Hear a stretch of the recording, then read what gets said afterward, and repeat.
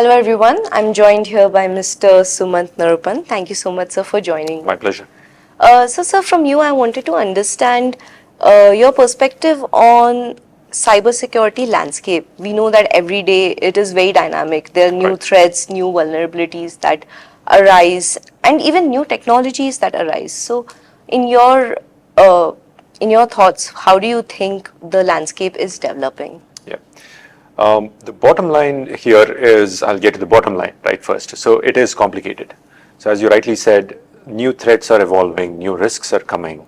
There is a lot of technology that is changing that very rapidly and introducing more and more complexities.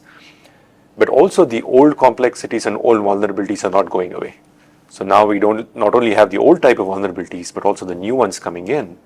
The technologies are getting more complex, they are getting more abstracted, people use code in the form of, like high-level abstraction code and so on. There is AI, of course, there is cloud. So all of these are introducing complexities and eventually more vulnerabilities and more security risks.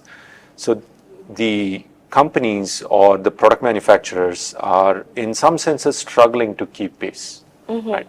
The awareness is also increasing. So which means that previously your product could get away with a slightly lower security standard, but now companies, businesses, even VCs and end customers, they're more aware of cybersecurity. They demand cybersecurity.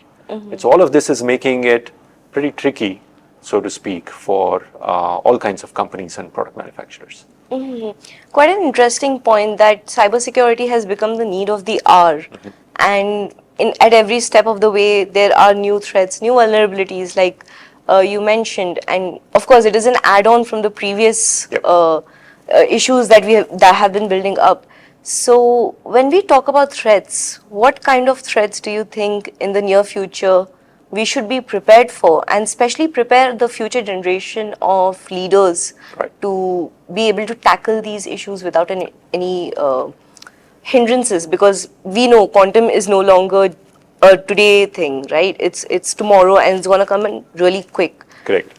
So, in your thoughts, how does that work out? Yeah, in terms of preparing for the next wave of cybersecurity threats, for instance, we strongly suggest, so in our company, we work with all kinds of customers. So we work with Fortune 500s, we work with startups. But fundamentally, what we advise all of our customers is that it should always be a mix of process and technology. Right? So cybersecurity is not just about tools, acquiring new products and implementing them. Right?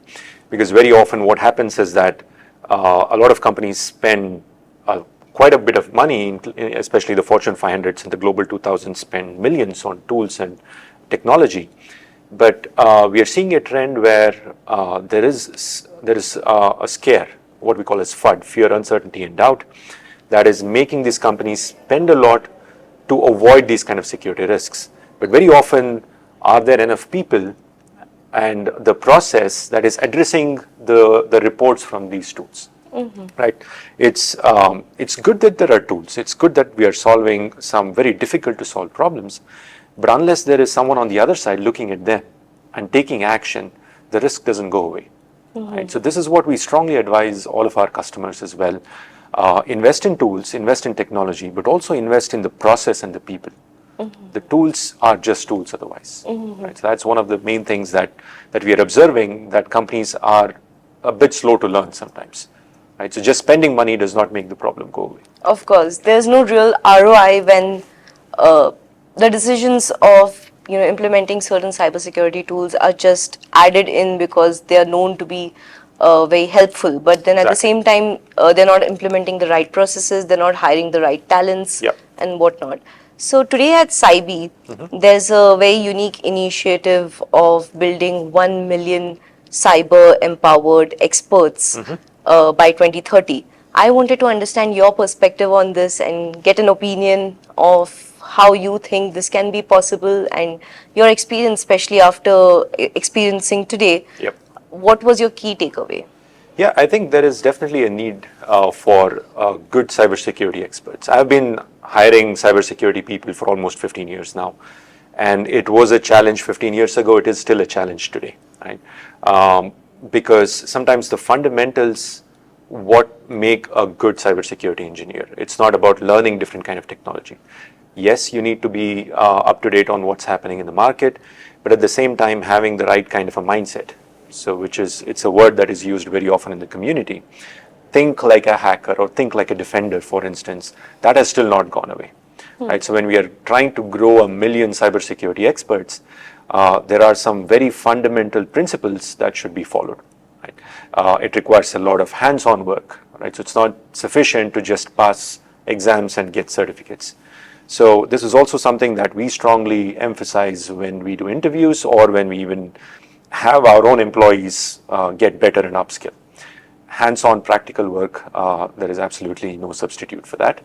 And of course, now keeping up to date on the technologies is also equally important, right? So understanding what are the risks when we are working with AI systems, what are the risks when AI systems work in conjunction with web technologies, with cloud, for instance, and how that is adopted. What is the human angle to the whole thing, right? So the industry is definitely moving at a very fast pace.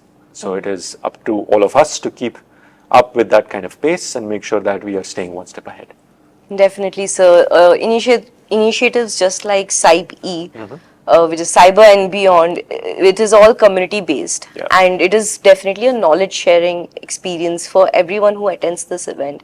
So today we learned a lot of new insights from you. It was very unique to understand that talent is, while many companies do not consider talent or the people as one of the core reasons why a cybersecurity plan could fail or succeed, it was very unique to hear this coming from you, sir. So thank you so much, sir, for joining us today. Absolutely, my pleasure. So thanks for having me. Thank you. Yeah, thanks.